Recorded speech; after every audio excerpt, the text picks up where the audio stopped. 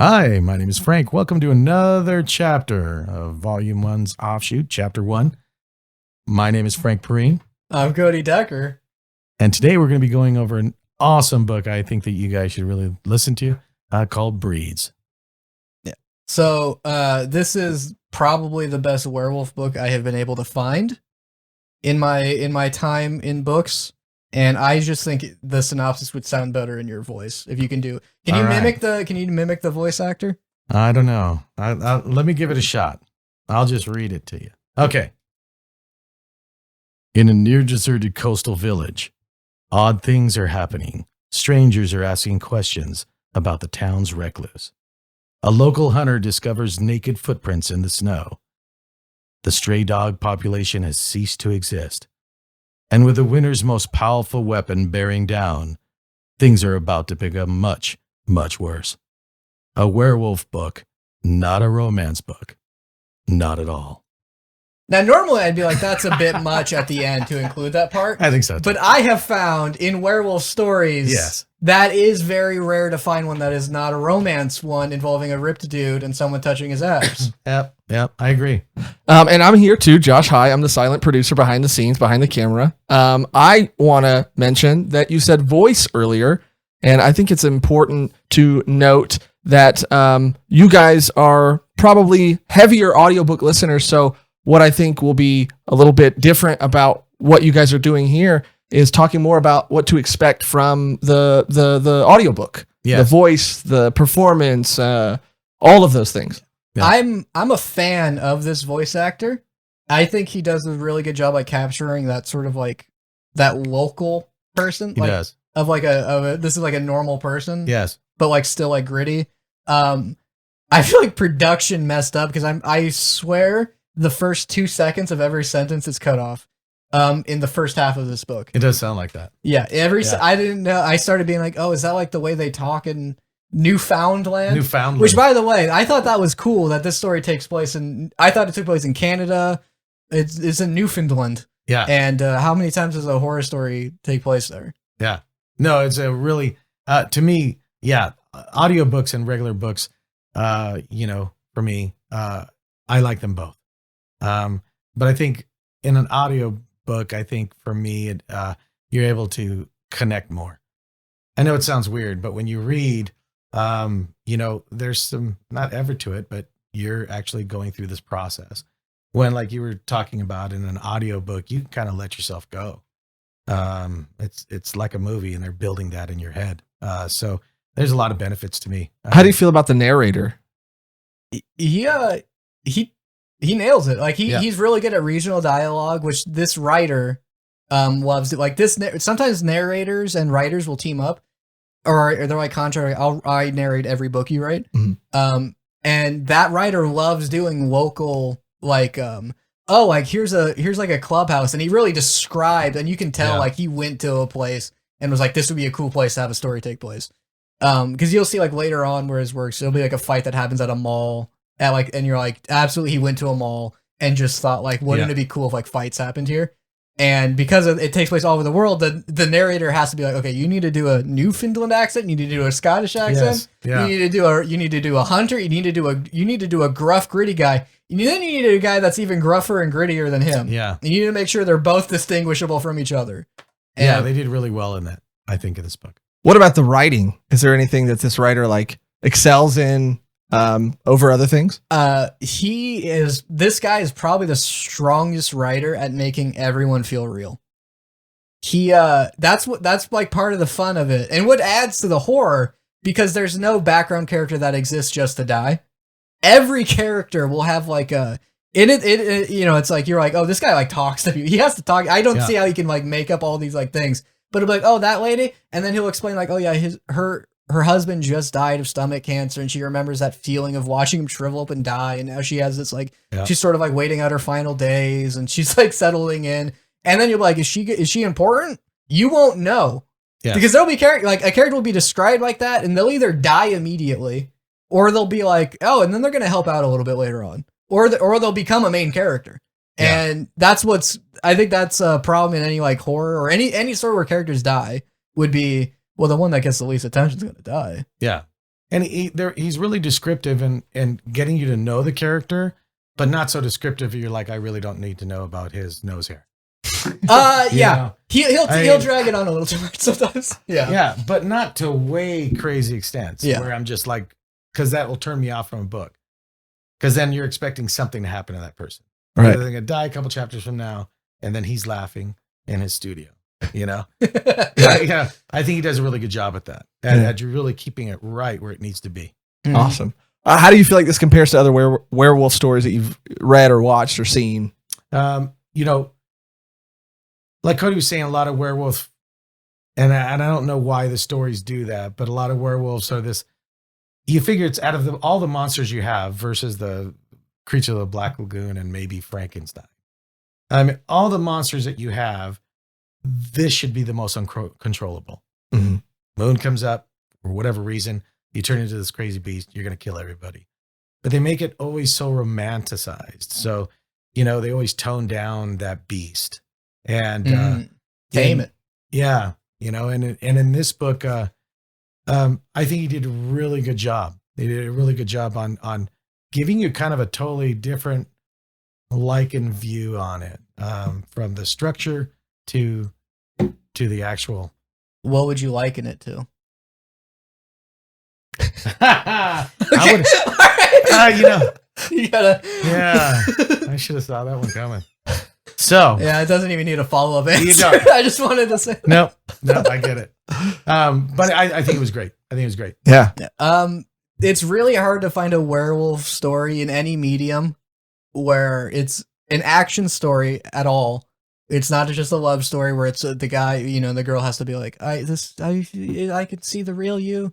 This isn't who you are. Remember the Ferris wheel? That's how I feel like a lot of werewolf stories go. It's also, if there are werewolves involved, they end up being the villains, which I don't. Look, I like werewolves. I don't want them to be the bad guy. It's really it's hard to find a book or any story where they deal with werewolf stuff. They deal with like all of the negative issues, but they're still like the protagonist. Yeah. This is like the only example I have found. And it has one of the funnest like characters that I like fell in love with. It's like still like one of my favorite characters of all time. The only time I've ever been like, I would rewrite this so they live. Normally, when a character dies, I'm like, that was tough, but like that needs to happen for this world. But I'm like, I would be completely comfortable if they went like, they didn't die. I would be like, no questions asked. Yeah. I would be like, oh, the time machine happened. I'm like, cool. Sure, as long as they're back. And there's so many in-depth characters. I don't even know who he's talking about. No, I'm kidding. No, they do a great job. Yeah. Yeah, I don't know. This author really loves people with beards. That's the only. Yeah. That's the only. It's not negative. Frank's got a pretty great. That's the only why chapter 1 brought me on this. I don't want to focus on like any negatives or cons necessarily. The but negatives like, are very mild. It's sort of just like he's really good at focusing on characters and making them feel real. That like, I mean, you just can't focus on other stuff that much. But the fight scenes are great. The characters are great. It's well written. Like, it's also like it's kind of a comedy, but like I would say there's comedic aspects to it.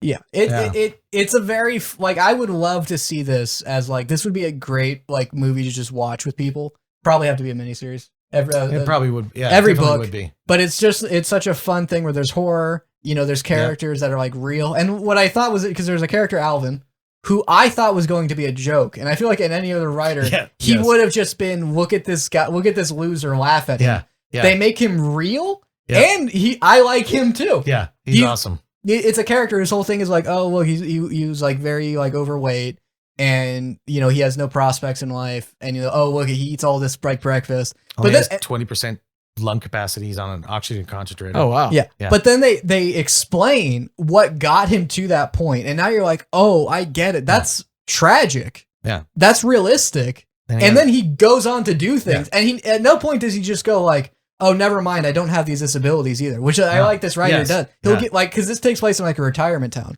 Yep. So at no point do the old people suddenly like get stronger than like they should be, and at no point does that guy end up like not having to breathe from an oxygen tank. Yeah. So he doesn't take the shortcut of like, I changed my mind, I'm healthy now. And that guy, has a broadsword called Assfucker. Yeah. I mean, yeah, it gets crazy. That's the comedic side of the story, I guess, right? And Sometimes, he is funny, He know, is and funny. he's a guy that like, he buys swords and like ninja tools and stuff. And that's why, again, like you would think this guy you're supposed to laugh at him. Yeah. But I'm and there's a part where they mention like he pulls up a katana he bought online, Yeah. and he mutters words that he thinks sounds Japanese. Yeah. And you're like, I see who this guy is, right? You're like, that guy is laughable at, but he's a cool guy because this author can make that guy believable and real. Wow. And how many of us haven't quoted? Yeah. Come on, let's be real. Yeah. I guess if you guys want to go through it, and obviously keep it a little spoiler free at the beginning. Yep. But and then maybe towards the end, there will be a spoiler mark. But yeah, just kind of go through it, selling people on it, or yeah. So this, because the first chapter, you just see this, and I didn't think they would take this character in this, but it just starts off on this like grumpy guy in like a cabin. Yeah. And I kept thinking his name was Boromir, but I think that's from Lord of the Rings. Yeah. It's Yeah. Borlin. Borlin. Yep. And it's weird because he talks about the government, and it's hard to forget that other countries don't like their government either. You forget because he's in Newfoundland, and he's like, they betrayed me. I'm like, oh, they do that in Newfoundland? Yeah. Yeah. And he's,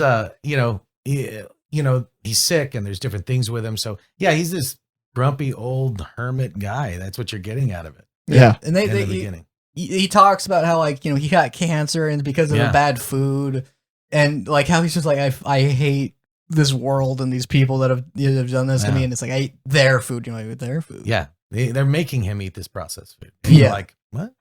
Yeah, who's making you do this? Yeah, and then like and that's the thing. Like it's a long time of just getting into this guy's mindset of this government thinks they can take what they want from me, and you find out what he's actually talking about. He's like, they think they can just take whatever they want, and the guy's like, oh, like if there's a snowstorm, he's like, oh, I want to go.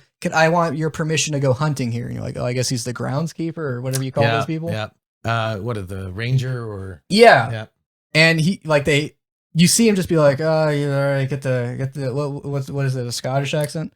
Yeah. And he's asking, of course, he's asking for permission to go hunting. So it's kind of you're like, I don't understand this grumpy guy as a warden or whatever, And it's interesting. It's interesting. Kind of makes you wonder, well, where's this going? Yeah. And you see them interact, and then the guy comes in, and the Boromir. I keep saying Boromir. Oh, Borlin. He's like the other guy like starts pulling a knife out on him, and you're like, oh, is this going to be a serial killer? Is this guy this? And then where you get to find out what this story is he turns his claw into a werewolf and just kills the other guy. Yeah. And is like, this is like the second time this has happened. Yeah. In an action way, not like you've done this, not like how I'm talking. It's much more dramatic than that. Yeah. And yeah, he's and when he meets this other guy, you already kind of have that aspect that he's going to hurt this guy. But you also have the other aspect that guy's not there just to go hunting. Right. So it makes you start thinking. So there's always this like unspoken conversation they're having that you get the sense, because it's like, because the other guy's just standing in the middle of a snowstorm, and he's like, why don't you come in? Like, you must be freezing. He's like, no, I like the cold. And he's kind of a yuppie guy. He explains that, and also it goes into how he could smell his clothes and smell him. And which is, then I said, throwing you off. You're like, why can you smell him? Old English or something? Yeah. And then he just gets like you then like cut to another guy who's just dealing with a breakup. Yes. And I think this is kind of what gets you into the mindset of this story, because you get him being like, you thought you could kill me? You thought you could take what's mine? And he gets a phone call, and he's like, I'm going to war with you. And they're like, who's on the other end? And he's like, I can hear the elder's presence, even like with them not saying anything. I can feel it. And you're like, what is he fighting? And then it cuts to a guy who's wearing he describes shirts too, like this author. Yeah. Like that, he's wearing a shirt that says like work later or something, like just work crossed out, just on a bender, long flowing beard. You'll find that's a pretty common thing in this story. And it just mentions like, yeah, she left me. No one really visits me. No one really does anything. Wow. Yeah. You're like, okay, was that a nightmare? Because what was all that? Yeah, that's almost, You wonder, you're like, okay, what is that about? Because you just go from this craziness to then this guy. Yeah. And then he gets a phone call that's basically like, it's time to come into, there's a guy has gone crazy. He's going feral. He's killing people for no reason. He's already killed 2. And now you need to go in to do it. Yep. And then the part of the mystery is like, you as the audience knows that like, well, he didn't just kill that guy. He attacked him first. Right. So they're lying to this guy. Yeah. And then after that, it becomes a buddy cop story for a bit. Yeah, it does. So they're in charge to go take care of Borland. Mm-hmm. So he meets up with another fellow at the airport, which is totally unique character. Well, Morris. I like him Morris a lot. He's more of the, because you start with I kept thinking Douglas. His name's Kirk because I kept in my head. I keep going Kirk Douglas. Kirk is like a guy who's like much more mild mannered, and then Morris is a guy who, like they mentioned, he just looks like a guy that'll kill you. Yeah, and he wears like all big guy Navy Army surplus stuff, Yeah. and I think they mentioned like it's not like he joined the Army. Yeah. And they have like their they call it like the alpha like dispute they have. Correct. Because they're both wardens, and wardens control the peace. and if someone is hunting where they're not supposed to, these people are sent in to like deal with them. If someone goes rogue, they're sent in to deal with them, and they're like, oh yeah, Borland. I wrote it down. Borland. Borland. I can't do it. It was fine. It's not bad. They're like, he went crazy and like with dementia, and they're like, we can do that? That can happen to us? They're like, sometimes. Sometimes that can happen. And it's almost like that. Now, I don't think we've told them. We keep on referring to them and the wardens, but we really haven't talked about what they are. Oh, right. So now it's at a point where Yeah. So what Borland. Borland. Oh my God. What Borland was a were creature. That's what he transformed into. That's why it's weird that like he has all these health issues, and he's dying of cancer, but he can turn into like a werewolf, which I thought everyone can do. But it explains he's actually dying because they can't freely eat human beings and what they want to eat. So they're forcing him to eat processed food. So an eating processed meat, hence he's dying of cancer. Also, what I thought was because it's like because he's centuries old. Yes. So like his body is not built to like the slow process, Correct. like how like slowly process our foods got. You know, it's like, oh, and then our children are going to be able to eat it more. So like he was born without any tolerance for any of this like chemicals or anything. So I thought that was an interesting thing for an immortal creature would be food's eventually just going to be like so bad for you that like, oh, that's just plastic now. Man, I wish I would have died in the 1900s. That would have been sweet. Yeah. Which is basically how he is. Yeah. He's kind of just, I wish I was dead, but I'm not. Wee bit. Yeah, and I'm not going out without a fight. That's his like attitude. Yeah. Because they send people to kill him, and he's like, right. I don't care, but I'm not going to let you do it. And the wardens are sent to actually take out other wares that are just kind of out of control. So that's where your other two characters come in. Because they're like, and he did an amazing job in the book, explaining and describing these two characters, in my opinion. I mean, just like you just start to really care for him and understand him. So and as you guys get there too, like I think it would be fun to note like if a particular character was your favorite or one of your favorites in the series outside of maybe the main character too. Yeah. There is a character that like he got like a little bit more as the series went on that you'll meet in this book that I'm like, he's actually like kind of actually there's one character that's definitely the highlight. And then there's that character that I'm like, I just like what that author did with him. Mm-hmm. And like, that's Alvin. I mean, that's just like, I thought it was so fascinating how like, oh, that's like, I feel like I know that guy. I feel like, you like they talk about their flaws and stuff. And like with Morris, you'll meet who like you, because they both did get called like, well, they sent 2 and they both died. So now they're sending 2 at once. And you're like, I guess they'll send 3 people next time. And they've had other interactions with each other. It was basically like, it's this guy. Yeah. That was pretty cool because you don't really know what, but the shit didn't go well. Yeah. They don't like each other. They do not get along. And Kirk, who's I would say is like the protagonist. Yeah. He wants to be like, let's just not do this alpha stuff. But then they'll mention that where he's just like, Yeah, I sped. Like when we left the airport, I sped up so I wouldn't be walking behind him because I feel like he would want to try to do that as a power move. So they just, like they constantly, which I feel like is like also just a real like feeling like that anyone has. Yeah. It's like guys like I'm walking to make sure I'm always ahead. That's why I'm closer to the mic. Yeah. Yeah. Which unfortunately he was. So I'm not the pack leader. Yeah, you're not the alpha. Wouldn't want to be. I'm an omega. Okay. Helps with your liver. Oh, That's what. Yeah. you That's also yeah. That's what I am. See, I'm older. I always reference the meds. Yeah. Dude, fish oil? Yeah, this is, and you're still like setting up and you're still finding about this world because it will cut to random characters as it goes on, which at first you're like, is that just what this, the chapters are also very short Yes. because it cuts around a lot, which if you like forget that, it can be hard to keep up sometimes because it will just be like, oh, it's already about someone else now. Because I think Alvin is introduced around this time and I want to talk about him. Yeah, let's do it. Alvin would be like one of my favorite characters from this series. Alvin is a very overweight man, and you know they mentioned he eats 8 meals a day, and not counting snacks, and you know it's like bacon and eggs and all these things. 6 eggs, 2 handfuls of hash browns, sausage, all in one pan. My kind of Can't guy. forget the toast and the butter and the strawberry jam. Like a detail that I don't know why it made it more real, but they mentioned like after he cooked the bacon, they go like, and without removing the grease, he then plopped the eggs 6 eggs in. And it was just like that. Like I felt that realism of that guy who was like, well, no need to waste grease. Yeah. Even said that he was like using the spatula just to move the things around the grease inside the grease. Yeah. I was getting hungry. I was like, I mean, it sounds good. And that's what they mentioned. He's a good cook too, which was the first, like, kind of like the first hint of what this writer is like. Because they mentioned like he does all of this with chef-like precision. So he's not being sloppy. He just eats a lot. But he's skilled at it. You're like, that's like kind of your first hint that like not everyone's going to be this.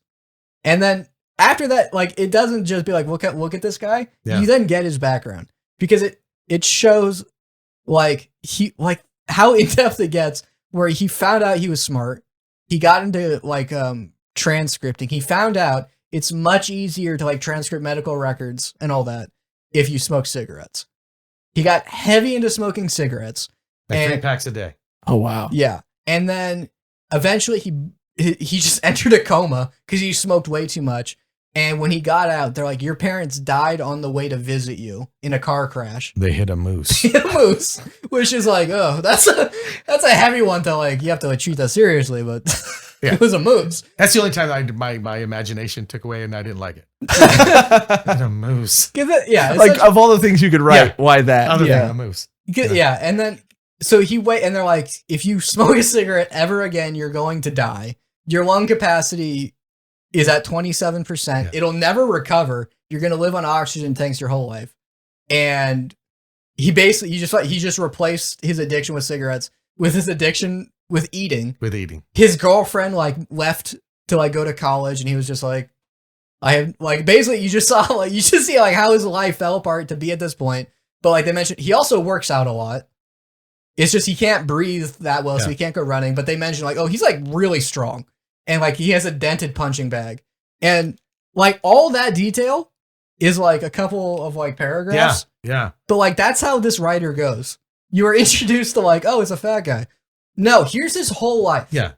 And like it went from being like, oh, he eats a lot to like, that's tragic. That's so sad. But then there's other aspects where not to give away too much, but he's told something that really would almost seem like it's bullshit. But yet, even though he's thinking it's bullshit, his ass is gonna be ready. Mm-hmm. Yeah, he gets all strapped up, dude. He's done out. He's ready, and it's like you're kind of for him. Here's this guy getting all strapped up, putting on all these weapons on a concentrator. Yeah, which I like. They mentioned and it was cool. The narration will mention that like like the clicking of it rotating, purifying air, sending it back. They mentioned like. It'll mention like just like what he goes through every like physically you like get him. And that was I think they did really good on that. Is he described as an overweight character? Oh, yeah. Yeah. Like massively overweight. Oh, yeah. Oh, wow. Yeah. Like, again, in any other writer's hands, this guy would have been a complete joke. Yeah. I haven't like. Did you see Gamer? No. You didn't see Gamer With Gerard Butler. Yeah. No. There's a scene, because like, it's about gamers, so there's a great big fat guy, and he's like just dipping like waffles into a bucket of syrup. And picture that guy of just like a guy who's like overflowing in his chair, just dipping, like eating syrup, and then it turns out like he's not even he's not a joke. Yeah. It's like a tragic that he's in that position, but he's doing the best he can with what he has at this point now, and he's just like, I'm gonna, he has friends. He's not a mean person either. His friends like genuinely like him, which you get a sense for. Yeah. I'm a fan of a background friendship that happens in this story. Yeah. And even Borland, even though he's this strange guy, I mean, everyone is okay with him. Yeah. They just know he's this strange dude. And there's this little detail when like later on, but they do like someone's like, oh, Borland, what happened? Like, cause Borland like lives off in like a shack, like way off in the mountains away from anyone else. But they're just like, did your blueberry wine? How's that going? It's just like everyone, like he's this crazy person, but he's like, he still like talks to people and stuff. It's interesting. Like no one is like a real like bad person in this, because if they are, they'll explain why. Yeah. But as far as you know, at that point, the only where is Borland. Yeah. Which when we see what Borland is doing, because we're introduced to like characters that are like, oh, you're like, here's this like old couple. And there's a lot of times where they'll show like old couples because, monsters will attack at some point. But like. And it takes place in a retirement town, right? Yeah. And every couple just feels real, Yeah. Every couple is like by the end of every like character's chapter, you're like, those guys. Yeah. I mean, he's going into, the writer goes into explaining characters even to the point where you almost feel like it is what it would be to live there. Mm-hmm. He's talking about how, he catches a lot of trout during the summer that he freezes and normally he has that. And underneath the snow somewhere are the blueberry bushes. I mean, it's cool. I mean, you really start to visualize being there, which totally takes place and helps you out with how bad it gets, how the storm gets, and how walking 2 feet away from a house and the house disappears from behind you. So he does a really good job at almost making the world real like that to me. Yeah. And the story like jumps between characters a lot, but like the big like reveal is when we cut back to Borland, and because the reason they cut back too, like they set stuff up, right? It's not just like they do like set up characters, but then they'll be like, yeah, a lot of dogs have been missing. And the way people treat, like, they're like, oh, the dogs will come back. Like, dogs never come back. Yeah. But the way, like, there'll be times where they're like, they'll be like, oh, the dog's in the snowstorm. They'll probably find their way home. It's like, no, they won't. They will find their way home on a clear day. Yeah. There's no really shock about it. It's like, oh yeah, they went. Yeah. They'll be back. They always come back. You see what he has been doing, because he's like, I'm going to war with you, and I have all these things planned. And then he like has this shed, and there's just like 30 dogs in kennels. Yeah. And what's crazy is I recognize some of the dogs when I like re-listened to it, and I was like, yeah, I like that dog. That dog is a dick, but I get him. There's literally a villain dog that I like. And they're just describing, the author's just describing. Well, he's describing breeds. The dog's personality. Yeah. But they go into what the dogs are thinking and things like that. So now you not only relate to their human counterparts, but you also relate to the dogs. Because they get into like more, which is why like that part is why this series like probably like stuck in my mind so much. But you see him like with 30 dogs, and they mention, and they'll show like, oh yeah, that Rottweiler is just like staring at him, and then that German Shepherd is like defiantly like growling at him. And you're like, those dogs are cowering. Like every dog, you're like, yeah, the Shih Tzus are like kind of like just screaming. And then he's like, cause he drags the body of the guy he just killed. He puts it on the table. He describes his process. He's like, which adds to it, cause he has a whole routine for carving a body up. And he's like, oh, I'm slicing off the meat into steaks. Right. And then he picks up the German Shepherd. He's like, oh, you're defiant. He bites it. And they describe like the dog whining and how it's just like, they describes how the dog doesn't know what's happening to it. Because its owner is like 60, its owner's a grandma, and it's not a wild dog. It's not built to handle this, which I thought is interesting. That's always do animals have any idea what we do? Like, can they like even comprehend it? And then he like not pugs. not pugs, which are in this. Pugs are in this. Correct. And he bites it, and then he like throws it a piece of the guy that he just cut off, and he does it to all of them. Because the German Shepherd, it almost you get to know that character. Like that dog in itself doesn't want to eat the meat, doesn't want to be there, knows that he shouldn't be there, knows that something's wrong. When you have the Rottweiler, that is the total opposite. Yeah, Rottweiler had a bad owner anyway, and he's just like, I'm gonna take advantage. I'm gonna run it. Yeah, there's Max and Brutus. Max is the German Shepherd. Brutus is the Rottweiler. The Rottweiler. It was like I was lucky to like be fed in a week. Correct. I got kidnapped, and like now I'm in a bigger cage than I usually would be, and I'm being fed meat every day. I owe this man my. It shows like how, and they mention like it looks down on the other dogs for being scared. Yeah. Because like, oh, those are spoiled dogs. They've only known comfort. I know that this man is giving me a gift. And the German Shepherd's like, I want to get back to my owner because he just went out to take a pee and he got kidnapped. Yeah. And you see this whole like conflict happening with the dogs. And like I said, this is in the same story. Mm-hmm. So it's like it's amazing to me. And like even going back to Borland when he brings this guy in, there's an easier way for him to do it, but he chooses not to. To cut up the body. Yeah. He could use the chainsaw, but chooses not to. Just make a point.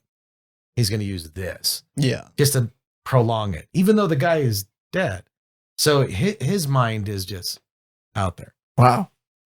But yeah, we're still in the prologue. This is all setting up the story that's going to happen. The reason it's called Breeds, because after a certain point, they start saying Breeds over and over again. Yeah. Which I would love it if it was called The Breeds or something, but Breeds just feels awkward to say.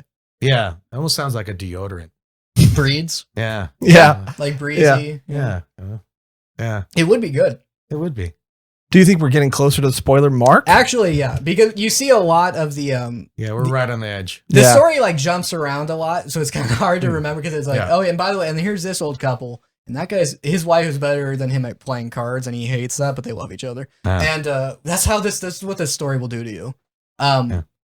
They're basically like, we have to get a hotel, like Morris and Kirk. Yeah. Well, we were sent here to go there, but it's snowing.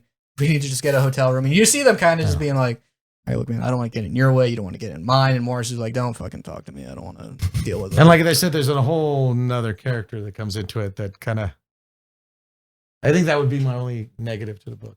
Is it who he keeps thinking about? No, the one that actually discovers them. Yeah, that guy is interesting because it's like I love him, but then what he does is wild. Love him, but really? Okay. Yeah.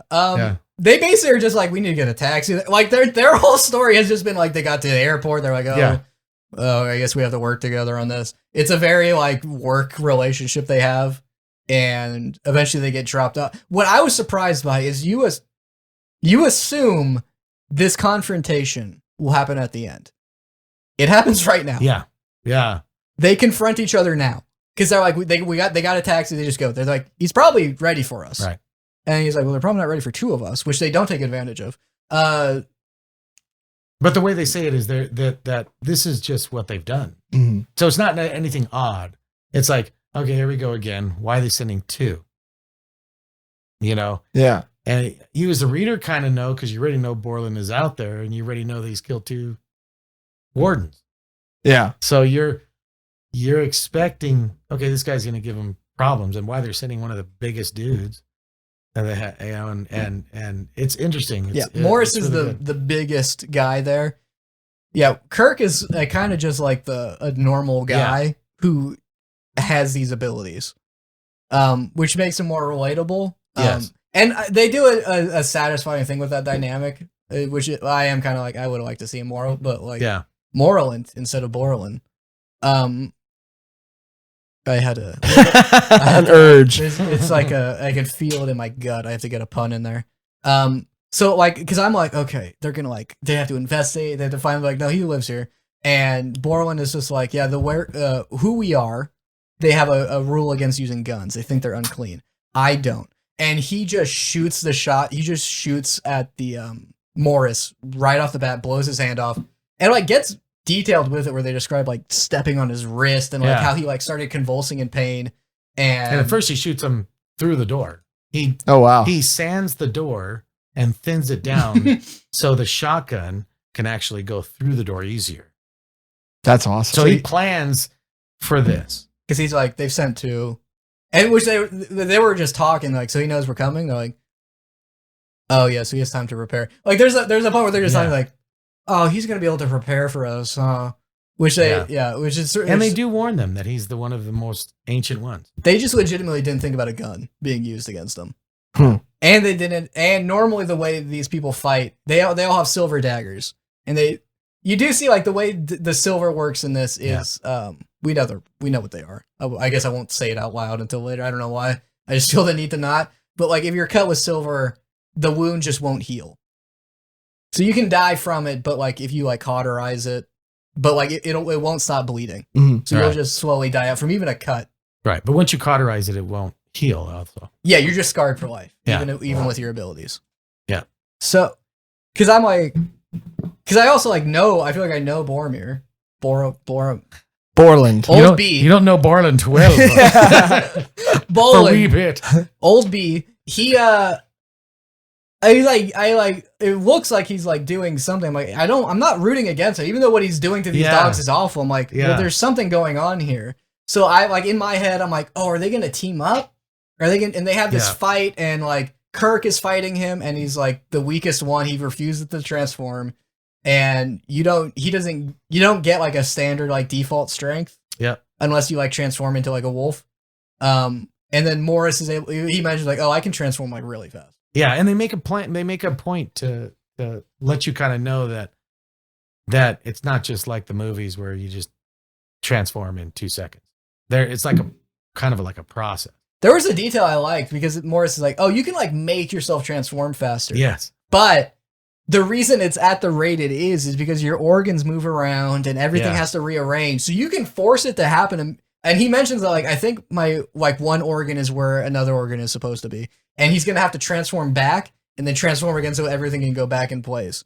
But he's able to force it. And he's just like, yeah, I don't think I have a kidney anymore. Yeah. It's right here. Yeah. They have there's like a fight. Yeah, Morris comes in, like bites his like, they fight. And then Boland's just like, he gets back up and he's like transformed into this like beast man. And that fight scene is amazing. Yeah. And it's in the beginning of the book. I mean, you just you get slam dunk right into it. Mhm. And I think it's yeah. Yeah, and like where they're like managing the shotgun and how he like Kirk is trying to get stabs in and he needs to leave openings for Morris to get like the wolf bites in. Yeah. And by the end of it, they're both just like it's already degraded after like the first like intro. They're already like scrambling to fight. And Boland gets up and he's like, "You think you know what's going on? Yeah. You think you know they're gonna do it to you too?" And you're like, "Just wait." Yeah, it's like okay, they're gonna team up, and then they're just like, and then he died from his injuries. And you're like, oh yeah, I guess why would he survive from that? He's like, he got cut up and like bitten, and he's just like, yeah, he died from that. Yeah, I mean, like even when they have they talk about a scene where he is has his claws and they're actually implanting themselves into the couch and the wood splintering. I mean, you could totally see it. I think they did a great job. And then in the end, like you were saying, here's this like massacre, and you're like, what the hell? Yeah. I mean, there's no more front door left because that's been shot off. I mean, they've been throwing each other in beds and everything around the whole house. So I mean, it is in shambles, man, shambles. And you have one of them that have turned into a wolf, which that's the bigger guy, and he's like a 400-pound wolf. And who's missing a paw because his arm got shot off, and he got shot in the chest. And so he's laying there, and then it's intense. It's intense. It's Sounds intense. Really, really cool. I mean, I could see in a movie. Yeah, the way it ends too, where they're both like, well, you have to be sure that they're dead. So like, werewolf on werewolf works, silver and fire. Those are like the ways you kill them. And so like the wolf like bites his neck, and then Kirk like stabs him in the chest, and they're kind of just like, all right, finish it off, make sure it's like done. And it kind of just cut like they're like they kind of just pass out from like all that fighting, and then you cut to the very interesting guy who is Ross. Yeah. He is like the local young guy because he's like 40, and like that he's like the second youngest guy there. And he just like he's stumbling upon. He's trying to like find like tracks to like track the dogs down, I think, or they're tracking like the footprints. The footprints, because they find regular footprints were Borland's footprints, and so he's tracking Borland's footprints, and they go into his story about he's the blueberry guy, and how he's even thinking that he might have to move out of town like a lot of the younger people, because there's no work and things of that nature. So it's really interesting. You get to know him before he even gets into the craziness of it. So you have a dead werewolf that in the end, almost with Borland, going back to Borland, what's cool about that is he almost accepted his death because he was so old, but he knew that there was something else he left behind, and you get that and you're going, oh man, great, what exactly was it? Yeah, because he mentions like, my plan will happen tomorrow. Yeah. And you're like, tomorrow, Yeah, because he doesn't tell them like, I have like a thing I'm gonna do, by the way. Yeah. You're gonna get an Amazon package tomorrow.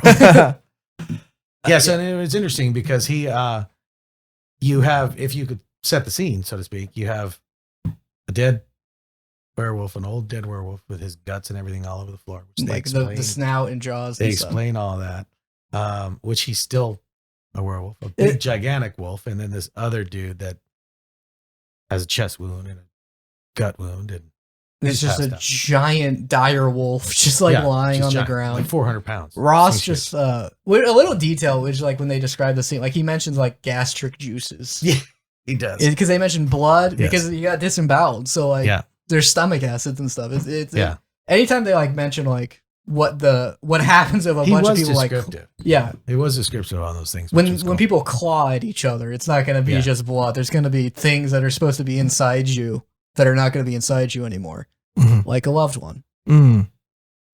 Which actually kind of does factor into Kirk because he constantly thinks about this girlfriend. He does. He actually, that's like a weird recurring thing with him. But like because he's post-break. That's why you were introduced to him like because he mentioned I never drink. But he's been drinking for like 2 weeks straight, which, hey. Yeah. Not that you would have any experience with that. I've never done that, and it's deplorable, actually. You've never not drinking for 4 days? It's never happened. I didn't get to the point where like, oh, I can't do this anymore. I can't stop for 4 days. Are you insane? Where Ross comes in is he was just like, in the air, like he was like on tracks, and he just sees that cabin with the door like blown down, and he just sees a shotgun in the snow. Yeah, I was kind of thinking like this would also be a cool point to start the story on. Actually, it would have, because you kind of think about it, because it kind of fits the way the story is. Because if it started on Ross and just getting like, oh, he's friends with Alvin, and he does this, and he's that local guy who does all these things, and he just stumbles upon his neighbor who is like dead and has like jaws, a guy with like a knife sticking out of him, and then a giant wolf. Yeah, and then I thought that also because even as the reader, we would feel just as lost as he would. Yeah, because they're like, oh, we can't tell you what's happening, because he's like, oh, the wolf is so injured, I need to put it down. So he grabs the shotgun to like just shoot it. He's like, like even that gets a background story. Because he's like, I remember when I ran over a deer and it was a rabbit. A rabbit? Well, that's what was strange about it. You could have picked a moose. You could have picked something big. Moose. He picks a rabbit. The same moose that killed Alvin's parents. Yeah. This was the only, I wouldn't say way negative, but this would be the only part of the book that I didn't really all the way buy. Not his character by himself, but his reaction to some of those events, because you're relating it to your own personal thing, and you could be a hunter, you could be all that stuff, but when you walk into that environment, any one of us, and there's some reaction, but his end up reactions, you're like, why, really? Yeah. Yeah. This is probably the only writing issue I have. The only one for me too. This guy is like for these scenes. After that, I'm like rooting for him again, but I'm like, for these what scenes, was that? Yes. But the guy's like, don't shoot the wolf, it's mine. And he's like, it's like clearly dying. He's like, please don't. Yeah, you know, while he's like has a knife sticking at him, Yeah. like bleeding. And he's passing out, so he's like, just give me a minute. I'll tell you when I wake up. Yeah. Mm. And you're like, I mean, anyone really? Yeah. So Yeah, I'll wait around. yeah, he sees his neighbor has been clearly like killed. Disemboweled. And two people, well, a guy and a massive wolf Yeah. that are not local. There's like Yeah. a town of like 40 people. Yeah. And he's like, all right, I'll hear you out. Yeah. Well, he doesn't just wait. He was like, let me go walk around and see what else is around here. Let me go scout out. And You know? this is, probably the biggest example of like, you could have rewritten that a little. Yeah. Because he like opens the shack and he finds all these dogs and he's like, well, I gotta let them out. Like, oh, during this crazy storm that's going on. He's like, they'd be better out in the snowstorm than out than in here, kenneled up for even a second longer. Couple poodles. Yeah, You know, Shih Tzu. Shih Tzu, Let a 'em pug. Out. Let them out. yeah. He's Let them like, out in the snow. yeah. He says they'll find their way home. Yeah. Yeah. Dogs. I agree with you. I Yeah, agree with you. that was Yeah. the only time I was like, Yeah. what are you talking? It may Yeah. be if you're just like so shocked from this Yeah. death that you're like, I guess let the dogs out. Yeah. Roo, roo. I have a 15-year-old pug, and he doesn't even know he's home. So I don't even think he'll find his way home. Yeah. There is, and then again, like this whole scene, just I don't know if it, Yeah, the it whole was just thing. like it was forgot to because he lets and the Rottweiler gets out and he like looks at him and like stretches and walks out and he just says like and in his mind he's like I feel like I was just spared for some reason. I'm like I don't think that's the vibe you would get. It's like narratively you were Narrative he was, and I for some reason I like that because in the buildup of the Rottweiler later, you're like that's pretty badass because that Rottweiler he did. He basically spared him. But like that Ross You know. got that vibe Yeah, that he was spared by the dog. I'm like I don't. Right. He didn't even get the vibe to maybe I shouldn't be here. Right. But he gets the vibe on the dog. He was just sparing his life. Yeah. Yeah. You know. That would be like the intro. All of that I would say is all set up for the Correct. story to happen. Well, I mean, what I think, like, as we're going through it, is that, like, I think, and obviously people can let us know in the comments too, that you guys have done a great job of like selling the story, and I don't know because I can only assume that there aren't a whole lot of people who've read this series, but if this was enough to like entice them, then I think maybe some like final thoughts or just some final selling points, like unless you guys really did want to go through all of the beats. Well, I think this would be a good way. I to... want to just make sure we like just capture like how it like handles horror and then like some of the characters. Yeah, no, later that's great. on. That's and what, then this will probably be like the shorter end of it, Yep. like when we get to the spoiler section. Yeah. It's not like we're gonna just talk about. There's like I want to talk about some of the things that it ends on, and then like how it goes. But yeah, I think this is if you're just like if you're like I want to like write a book, and this author would be a great recommendation for like here's how you make everything feel real. Except for when you decide to let the dogs out and you're like, what are you talking about? But like everything is like, oh, like, how do you make a scene feel like it's actually happening? Like, you know, you don't have to go as in depth as he does, but like, that's like part of the experience in this, but it is just like, yeah, like mention all these little details. Mm-hmm. Like how like, you know, and like how no one's like, again, like I think my favorite part writing wise outside of a character we'll talk about is how everyone is no one's a joke. Correct. It'd be so easy to be like, oh, look at this like small town Yeah. with all these losers. Yeah. And And it was like hillbillies. And it was so easy to go that route. Mhm. Originally, when, you know, I heard about the book and, you know, you recommended me the book and listening to it. When I first started getting that whole small, I was ready. I really was. I was ready for that whole hillbilly up in the mountains, kind of backwood, just idiots. And no, they did a really good job. There's no individual person for some kind of comic relief. And even with the other character, you almost start to like think that it's a comic relief, and then you start feeling bad that you think that way. Yeah, because And- I'm like, oh, I thought he was gonna be a joke because of the quick intro I got of him. Right. And then you feel kind of bad because like, shit, I shouldn't have felt like that way about that guy because he's badass. Yeah, it's just after this, it would become it becomes a very good cozy horror movie. Yes. Because you know, and it's not like gentle either. There are times you're like, oh no, you know, because when especially like because of how he writes, when someone dies, you're like, oh, I know them. Yeah. But yeah, that I guess that will be the end of the spoilerless. We try to be not spoilery. Yeah. While still talking. Because there's so much more. There's so much more to this book. Mhm. So I mean, we've been kind of skirting around the bush a little bit. Yeah. I'll just say Alvin and Max are my favorite characters in this. Yeah. Yeah. Are there anything else you want to say to really like sell the book to people? It's the best werewolf book I've read, listened to. Yeah.